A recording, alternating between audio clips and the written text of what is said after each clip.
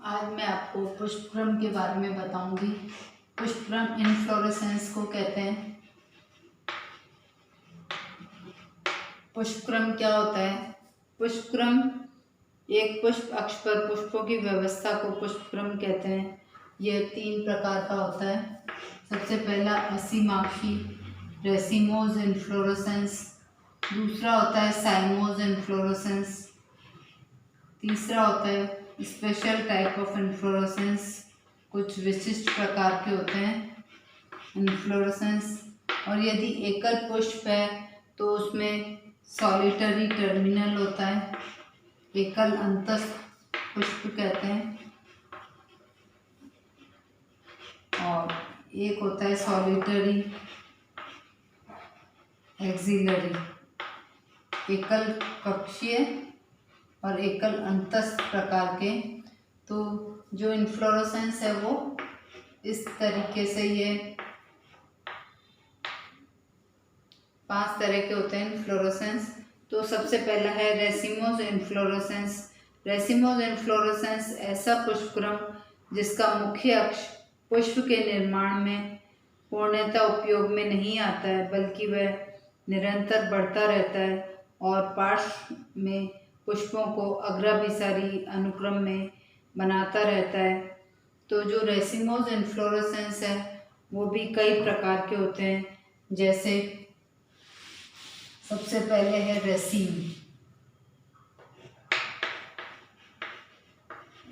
रेसिम inflorescence है। दूसरा है इसमें यौगिक असीमाक्ष, या इसको पेनिकल भी कहते हैं,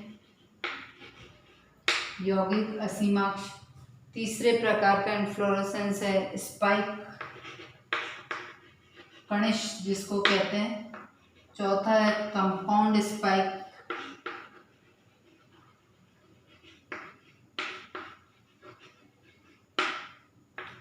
पांचवी प्रकार का है स्पाइकलेट कनिष्ठिका।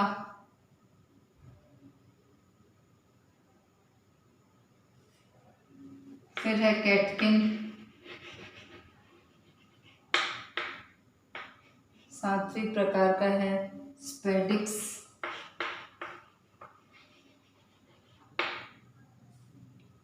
आठवीं प्रकार का है कोरियम। नौवां कंपाउंड कोरियम।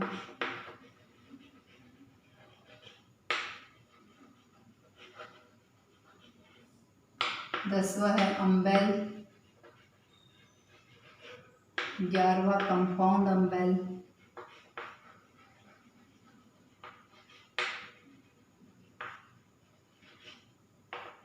12वां है कैपिटेट,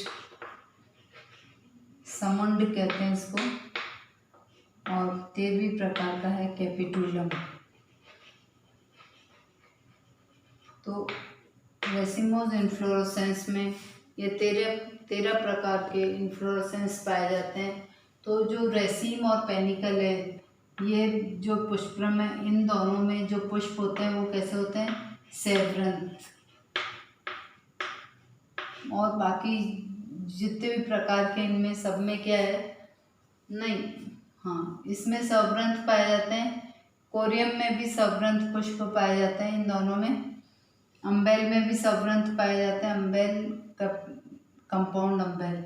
जो spike, compound spike, spikelet, catkin, spadix, capitulum, इनमें जो पुष्पक्रम होता है वो पुष्प अवृंत पाए जाते हैं। तो सबसे पहले अब एक एक पुष्पक्रम को बताऊंगी मैं आपको कि रेसिम जो इन्फ्लोरेसेंस है वो एक सरल दीर्घित अनिश्चित पुष्पक्रम जिसके पुष्प सेवरंत पाए जाते हैं। तो अब इसको डायग्राम के द्वारा बताएंगे कि जो रेसिम इन्फ्लोरेसेंस है, तो ये जैसे पुष्प अक्ष है, तो इसमें जो पुष्प लगे हुए हैं वो पुष्प इस तरीके से लगे होते हैं।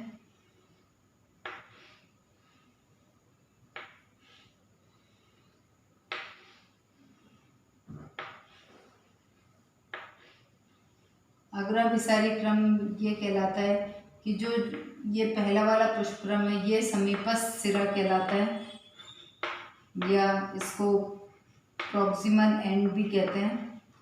तो जो नीचे की तरफ जो पुष्प होंगे वो बड़े होंगे, जैसे ये पहला, दूसरा, तीसरा, चौथा, पांचवा, छठा, सातवां और ये आठवां। और ये जो ये पुष्प है ये नौवां जो है वो सबसे छोटा होगा। जो सबसे बड़ा ये वाला होगा इसको कहते हैं दूरस्थ सिरा, डिस्टल एंड कहते हैं।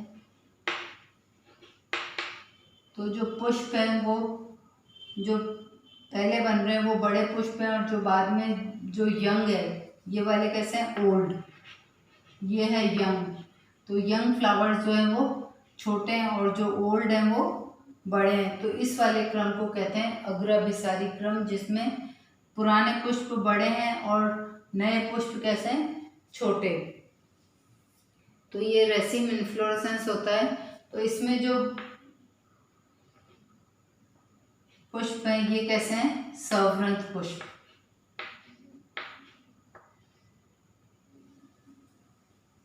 अब दूसरा है यौगिक असीमाक्ष या पेनिकल। जब असीमाक्ष पुष्पक्रम शाखित हो जाता है तो उसे पेनिकल कहते हैं।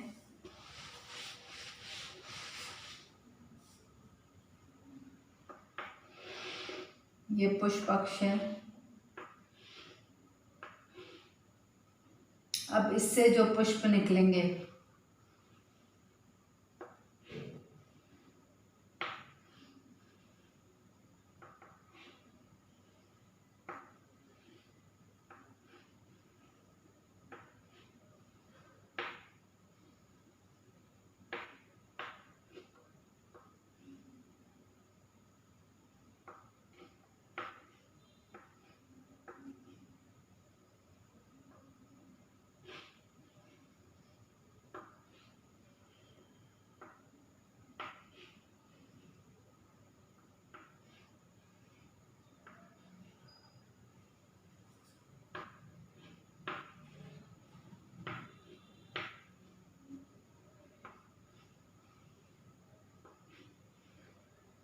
इसमें भी जो पुष्प होंगे वो इसी अग्राभिसारी क्रम में होंगे।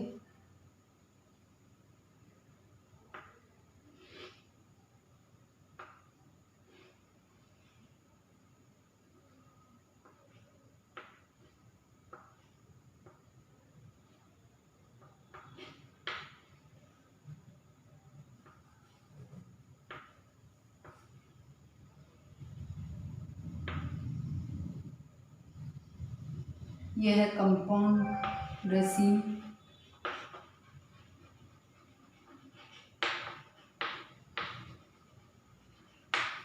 ये तो कहलाता है पुष्प अक्ष।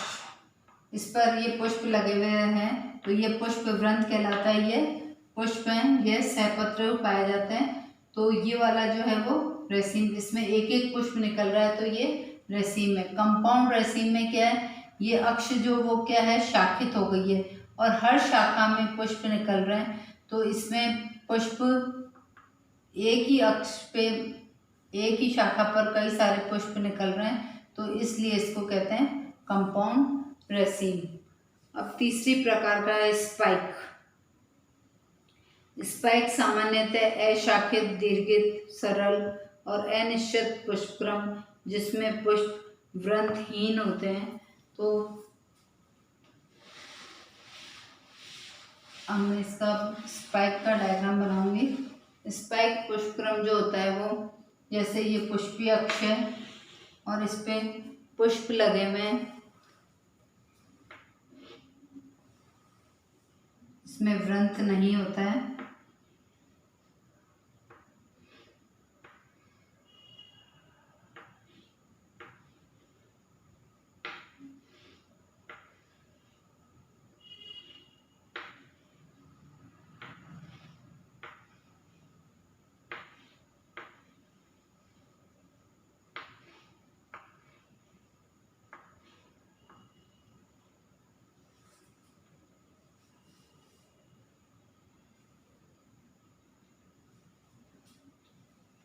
इसमें भी क्रम वैसा ही रहेगा, अग्राभिसारी क्रम ही रहेगा इसमें भी।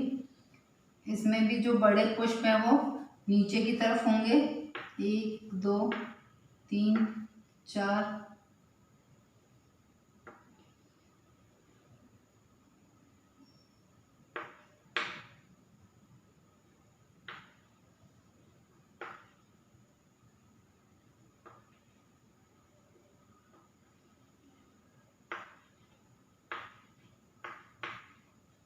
तो ये सबसे नीचे वाले पुष्प हैं जो वो बड़े हैं और ऊपर की तरफ छोटे होते जा रहे हैं ये पुष्प।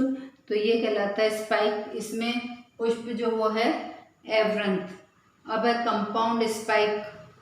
कंपाउंड स्पाइक में जब कनिष्क का मुख्य अक्ष शाखित हो और पुष्प शाखाओं पर कनिष्क की भांति लगे होते हैं तो इसे यौगिक स्पाइक कहते हैं।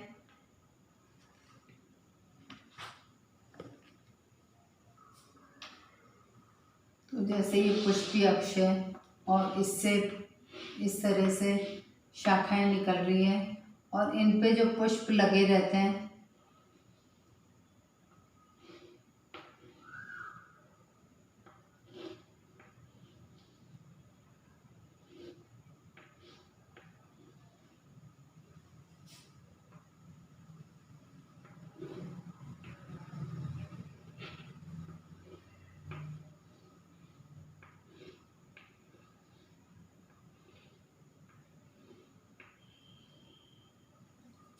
इस तरीके से एवरंथ पुष्प लगे रहते हैं इसमें।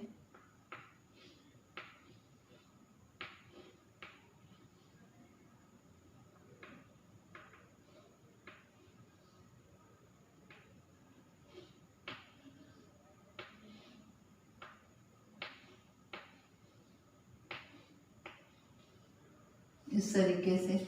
तो ये तो है स्पाइक और ये है कंपाउंड स्पाइक।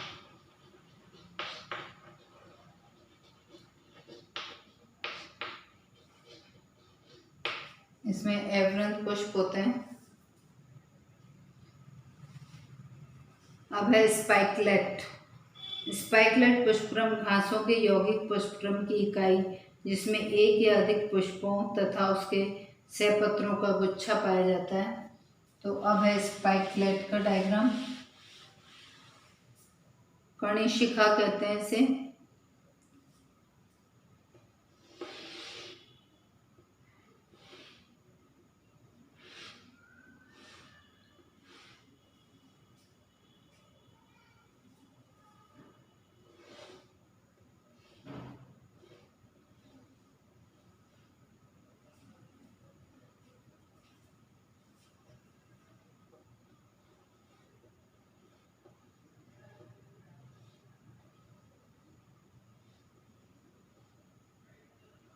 इस तरीके से इसमें पुष्प लगे हुए रहते हैं। ये घासों में पाया जाता है ज़्यादातर।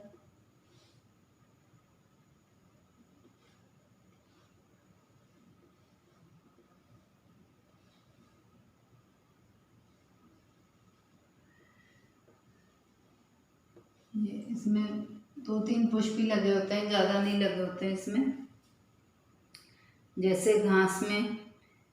अब नेक्स्ट है कैटकिन।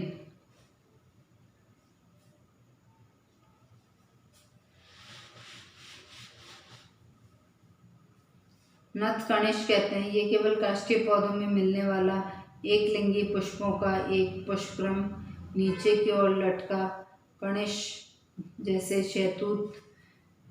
तो इसमें जो पुष्पक्रम है ये उल्टा इस तरीके से लटके हुए दिखाई देते हैं इसमें।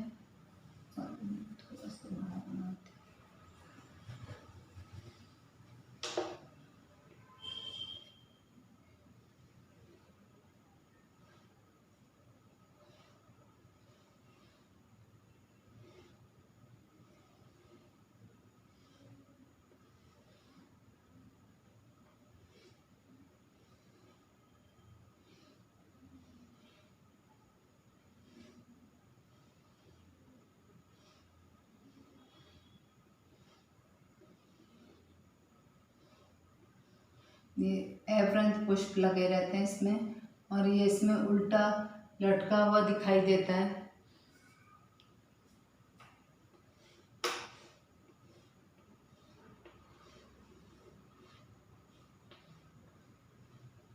तो इसमें पुष्प जो होते हैं वो इसमें अवृंत पुष्प होते हैं। अब है स्पेडिक्स, ये वाला कहलाता है कौन सा, कैटकिन।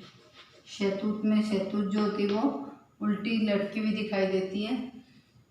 अब है स्पेडिक्स। स्पेडिक्स एक श्वेत या रंगीन सहपत्र में लिपटा मोटा या मासल कनिष्ठ पुष्पक्रम, जैसे मक्का में पाया जाता है। तो ये स्पेडिक्स पुष्पक्रम जो है वो इस प्रकार का पाया जाता है।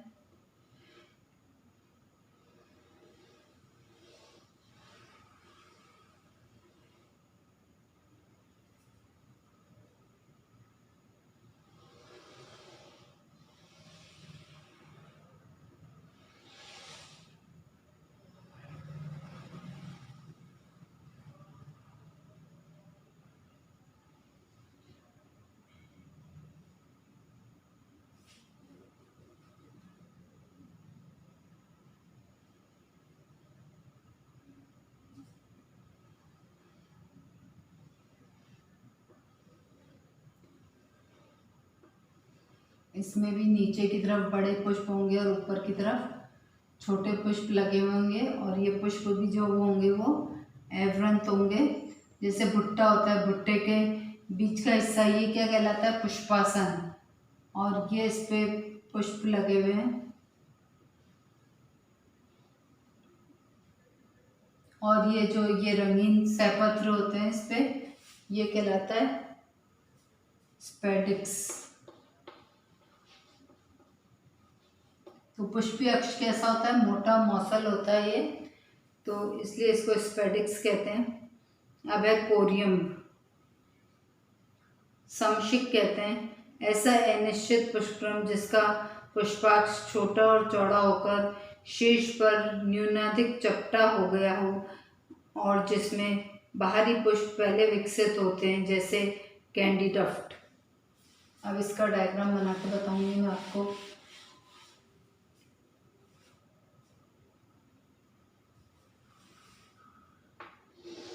जैसे ये पुष्प अक्ष है, पुष्प अक्ष में एक पुष्प यहाँ से निकलता है, दूसरा पुष्प यहाँ से निकलता है, तीसरा पुष्प यहाँ से निकलता है, चौथा पुष्प यहाँ से, पांचवा पुष्प यहाँ से, और छठा पुष्प यहाँ से, सातवां पुष्प यहाँ से, आठवां पुष्प यहाँ से, और नौवां पुष्प यहाँ से। तो जो सबसे पहले बनेगा वो बड़ा होगा, दूसरा, तीसरा, चौथा, पांचवा, छठा, सातवां, आठवां, नौवां और ये 10वां। तो ये पहला पुष्प है, दूसरा ये, तीसरा, चौथा, पांचवा, छठा, सातवां, आठवां, नौवां और ये 10वां। तो जो पहले बने पुष्प हैं ये बड़े हैं, और जो सबसे अंत में बना है वो पुष्प कैसा है, छोटा है। तो इस क्रम और ये एक ही तल में पाए जाते हैं, तो ये कहलाता है कोरियम।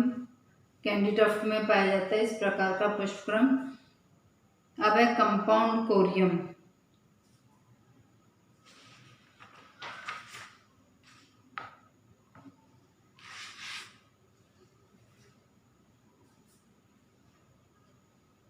कंपाउंड कोरियम में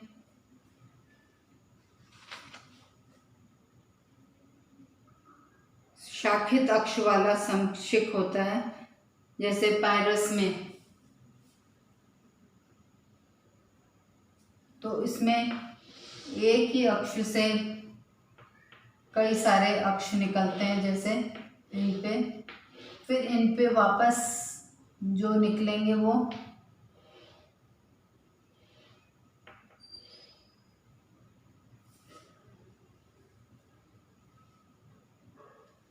इसमें भी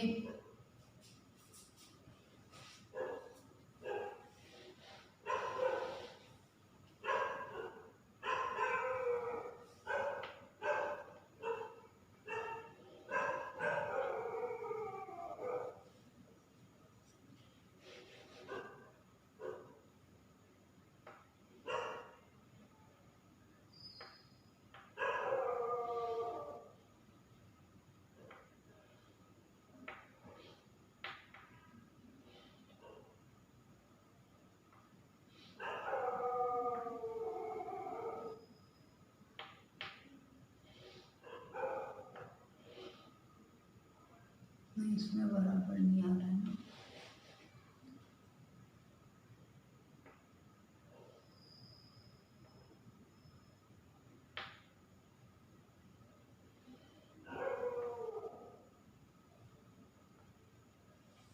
एक मिनट, इसका मैं देख के बताती हूँ डायग्राम।